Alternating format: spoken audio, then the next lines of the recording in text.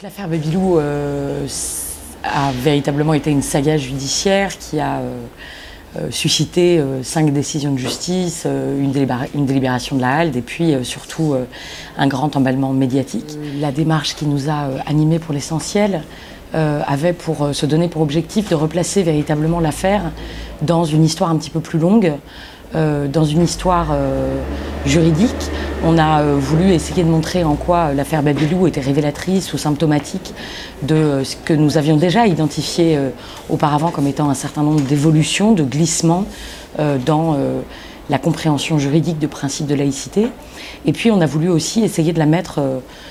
en contexte en soulignant les enjeux théoriques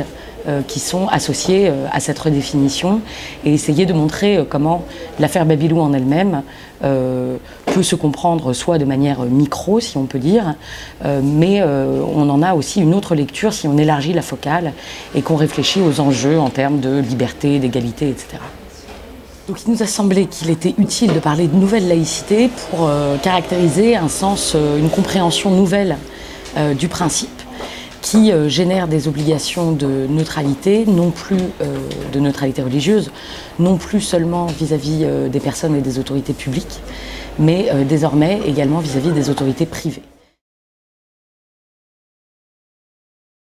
Il est utile pour les étudiants en droit, évidemment, qui s'intéressent à la laïcité et aux questions, comme vous l'avez dit, de droit et de liberté, mais au-delà, je pense que peut-être que l'intérêt est de montrer tout simplement la dimension politique du droit, le fait que le droit soit toujours une façon de figer à un moment donné la réponse qu'une collectivité apporte à une question politique. Et donc de montrer les enjeux politiques autour du droit et de montrer dans cette affaire où il y a 5 décisions de justice toutes différentes, de montrer précisément les enjeux d'interprétation notamment du droit par les tribunaux.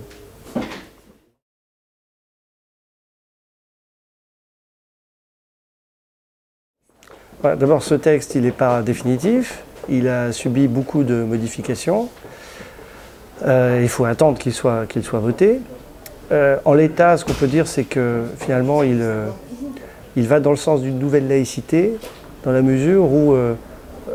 la volonté est de mieux contrôler la manière dont s'exprime le fait religieux, éventuellement dans les structures privées. Mais le texte a été en même temps vidé de toute sa dimension offensive, du point de vue de la laïcité, puisqu'il ne s'agit plus d'interdire le port du voile dans les crèches privées, il ne s'agit même plus de conditionner les subventions publiques aux crèches privées au fait que les salariés ne portent pas le voile.